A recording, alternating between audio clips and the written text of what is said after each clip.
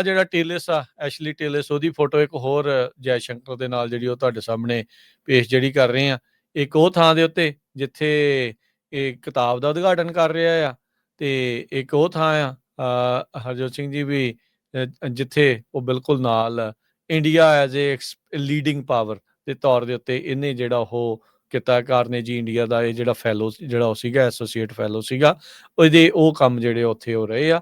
ਸੋ ਇਹ ਉਹੀ ਬੰਦਾ, ਫਿਰ ਦੱਸਦੇ ਜਾਈਏ, ਉਹ ਬੰਦਾ ਜਿਹਦੇ ਉੱਤੇ ਡਿਪਾਰਟਮੈਂਟ ਆਫ ਜਸਟਿਸ ਨੇ ਸਟੇਟ ਡਿਪਾਰਟਮੈਂਟ ਦੇ ਜਿਹੜੇ ਕਲਾਸੀਫਾਈਡ ਡਾਕੂਮੈਂਟ ਆ, ਗੁਪਤ ਡਾਕੂਮੈਂਟ ਆ, ਸਰਕਾਰੀ ਕਲਾਸੀਫਾਈਡ ਡਾਕੂਮੈਂਟ ਆ, ਉਹਦੇ ਘਰੇ ਜਿਹੜੇ ਉਹ ਮਿਲੇ ਸੀ ਵਿਆਨਾ ਵਰਜੀਨੀਆ ਦੇ ਵਿੱਚ, ਤੇ ਉਹਦੀ ਵਹੀਕਲ ਦੇ ਵਿੱਚ ਜਦ ਉਹਦੇ ਤਲਾਸ਼ੀ ਲਈ ਗਈ ਸੀ ਚਾਈਨੀ ਅਧਿਕਾਰੀਆਂ ਦੇ ਨਾਲ, ਇਹ ਮਲਟੀਪਲ ਹੀ ਜਿਹੜਾ ਉਹ ਮਿਲਿਆ ਆ।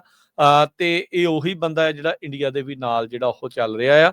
ਸੋ ਇਹ ਇਦਾਂ ਦੇ ਬੰਦਿਆਂ ਦੀ ਯਾਰ ਨੇ ਇਹ ਭਾਰਤ ਦੀ ਸਰਕਾਰ ਵਾਲੇ, ਇਹ ਉਹੀ ਅੰਬੈਸੀ ਵਾਲੇ ਆ ਜਿਹੜੇ HAF ਦੇ ਯਾਰ ਆ। HAF ਵਾਲੇ ਜਿਹੜੇ ਇਹ ਕਹਿ ਰਹੇ ਆ RTI ਦੇ ਜਵਾਬ 'ਚ ਇਹ ਕਹਿ ਰਹੇ ਵੀ ਸਾਡੇ ਫਿਡਿਊਸ਼ਰੀ ਸੰਬੰਧ ਨੇ, ਤੇ ਫਿਡਿਊਸ਼ਰੀ ਸੰਬੰਧ ਕਹਿੰਦੇ ਵੀ ਜੇ ਕਿਸੇ ਅੰਬੈਸੀ ਦੇ ਕਿਸੇ ਦੇ ਨਾਲ ਹੁੰਦੇ ਆ ਤੇ ਇਹਦਾ ਮਤਲਬ ਹੁੰਦਾ ਵੀ ਉਹ ਫੋਰਨ ਏਜੰਟ ਆ।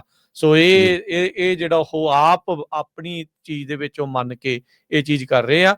ਉਹ ਉਤੋਂ ਦੋਗਲਾਪੰਤੀ ਜਿਹੜੀ ਉਹ ਕਰ ਰਹੇ ਆ। HAF ਨੇ ਪੂਰੀ ਵੇਵ ਚਲਾਈ ਸੀ ਉਹ ਚਿਦੰਬਰਮ ਦੇ ਬਿਆਨ ਦੇ ਉਲਟ। ਇੱਕ ਤਾਂ ਉਹ ਸੌਰੀ ਸ਼ਸ਼ੀ ਥਰੂਰ ਦੇ ਬਿਆਨ ਦੇ ਜਿਹੜਾ ਉਲਟ, ਉਹ ਉਦੋਂ HAF ਨੇ ਸ਼ੋਅ ਕਰਨਾ ਸੀਗਾ ਵੀ ਅਸੀਂ ਤਾਂ ਅਮਰੀਕਨਸ ਆ, ਤੇ ਉਦੋਂ 509 ਦੇ ਉੱਤੇ ਵੀਟੋ ਅਜੇ ਹੋਣੀ ਸੀਗੀ, ਉਹ ਹੋ ਗਈ। ਤੇ ਹੁਣ ਦੇਖ ਲਿਓ ਇਹਦੇ ਤੇ ਬੋਲਣਗੇ ਵੀ ਇਹ ਕਾਰਨੇਜੀ ਵਾਲਾ ਜਿਹੜਾ ਸੀਗਾ ਵੀ ਇਸ ਚੀਜ਼ ਦੇ ਵਿੱਚ ਇਦਾਂ ਜਿਹੜਾ ਉਹ ਚੱਲ ਰਿਹਾ, ਬਿਲਕੁਲ ਨਹੀਂ ਜਿਹੜਾ ਉਹ ਬੋਲਣਗੇ। ਸੋ ਦੇਖੋ, ਧਿਆਨ ਦੇ ਨਾਲ ਦੇਖੋ ਕੀ ਆਲੇ ਦੁਆਲੇ ਚੱਲ ਰਿਹਾ, ਤੇ ਰਣਨੀਤੀ ਘੜ ਲਓ, ਟਾਈਮ ਨਾਲ ਘੜ ਲਓ, ਨਹੀਂ ਤਾਂ ਫੇਰ ਔਖੇ ਜਿਹੜਾ ਬਾਅਦ ਦੇ ਵਿੱਚ ਆਪਾਂ ਹੁੰਦੇ। ਇੱਕ ਵਾਰੀ ਫੇਰ ਬੇਨਤੀ ਮੈਂ ਜਾਂਦਾ ਕਰਦਾ ਜਾਵਾਂ, ਹੁਣ ਬਹੁਤ ਸਾਰੇ ਪੁਲਿਸ ਜਿਹੜੇ ਹੈਗੇ ਆ ਡਿਸਟ੍ਰਿਕਟਸ ਆ ਜਾਂ ਪੁਲਿਸ ਆਫੀਸਰਸ ਆ, ਉਹਨਾਂ ਦੀ ਟ੍ਰੇਨਿੰਗ ਹੋਣੀ ਆ। ਇਹ ਨਾ ਹੋਵੇ ਵੀ ਇਹ ਹਿੰਦੂ ਅਮਰੀਕਨ ਫਾਊਂਡੇਸ਼ਨ ਵਰਗੀਆਂ ਜਾਂ ਉਹਦੇ ਵਿੱਚ ਤੁਹਾਡੇ ਉਲਟ ਟ੍ਰੇਨਿੰਗ ਦਵਾ ਜਾਣ, ਤੇ ਹਿੰਦੂ ਅਮਰੀਕਨ ਆਰਗੇਨਾਈਜੇਸ਼ਨ ਵਰਗੀਆਂ ਉਹ ਇਹ ਵਨ ਸਾਈਡਡ ਪੇ ਦੇਖੋ ਜੀ, ਇਹ ਤਾਂ ਜਿਹੜੇ ਸਿੱਖ ਆ ਸਾਰੇ ਖਾਲਿਸਤਾਨੀ ਆ ਤੇ ਸਾਰੇ ਟੈਰਰਿਸਟ ਆ, ਜਿਸ ਤਰ੍ਹਾਂ ਪਿਛਲੀ ਮੀਟਿੰਗ 'ਚ ਇਹਨਾਂ ਨੇ ਦੱਸਿਆ ਸੀ। ਬਿਲਕੁਲ ਜਦੋਂ ਇਹਨਾਂ ਦੀ ਜੈਫ ਰੋਜ਼ਨ ਨਾਲ ਹੋਈ ਆ, ਮੇਰੇ ਖੁਦ ਦੇ ਸ਼ਹਿਰ ਦਾ ਜਿਹੜਾ ਮੇਅਰ ਆ ਸੌਰੀ ਪੁਲਿਸ ਚੀਫ ਆ ਮਿਲਪੀਟਸ ਦਾ, ਉਹਨੂੰ ਇਹਨਾਂ ਨੇ ਦੱਸਿਆ ਵੀ ਜਿਹੜੇ ਆਹ ਖਾਲਿਸਤਾਨੀ ਆ ਟੈਰਰਿਜ਼ਮ ਵੱਲ ਆ।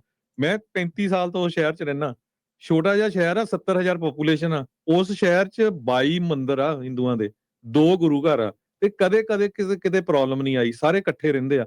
ਸੋ ਇਦਾਂ ਦੀ ਜਦੋਂ ਤੁਸੀਂ ਮਿਸ ਇਨਫੋਰਮੇਸ਼ਨ ਫੈਲਾਓਗੇ ਤੇ ਜਿਨ੍ਹਾਂ ਨੂੰ ਨਹੀਂ ਪਤਾ, ਹਾਲਾਂਕਿ ਉੱਥੇ ਇੱਕ ਆਪਣਾ ਨੌਜਵਾਨ ਜਿਹੜਾ ਪੁਲਿਸ ਆਫੀਸਰ ਆ, ਉਹ 15 ਸਾਲ ਤੇ 12 ਸਾਲ ਉਸ ਪੁਲਿਸ ਸਟੇਸ਼ਨ 'ਚ ਕੰਮ ਕਰਦਾ ਰਿਹਾ ਆ, ਦਸਤਾਰਧਾਰੀ ਅਮਰਧਾਰੀ ਸਿੰਘ।